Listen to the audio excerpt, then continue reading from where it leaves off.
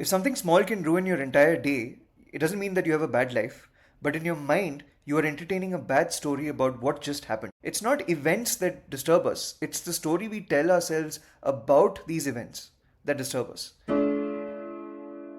Someone shoves you hard from behind. In one scenario, you're alone and you feel shocked, and you're angry and you feel violated. You replay the incident in your head for weeks. In another scenario, you're with friends and one of them pushes you. Even though you realize it's a joke, you shout at them and you push them back and you might even laugh. Same push, same body, a completely different experience. So, what changed? The event is the same.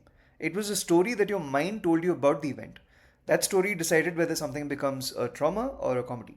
There's this great quote from a Stoic philosopher: people are not disturbed by things, but by their judgment about things. And that's not meant to be motivational, that's a very useful insight. When something happens to you, you don't experience raw reality. Your mind immediately produces a conclusion. This is dangerous, or this is unfair, or this is somewhat embarrassing. You didn't choose that conclusion, it was shaped by habit, fear, and years of past experience. Stoicism is not inventing a nicer story, it is just learning to notice that a story was told at all. Now, let's make this real with an example. You're at work, it's appraisal season, your boss doesn't give you the raise that you expected. In your mind, if the story is, I was treated unfairly, you're angry for weeks. But if the story is, there must be something going on, some constraint that is not obvious to me, you're looking at the same situation with much less suffering.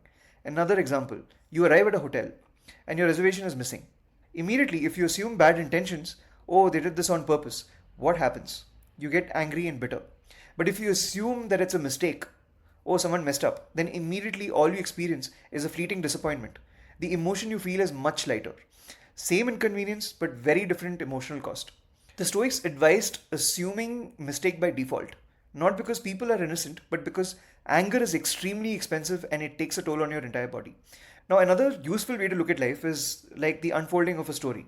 A bad day is like a paragraph, a hard year is an entire chapter, and no difficulty means nothing worth reading. More complications, good.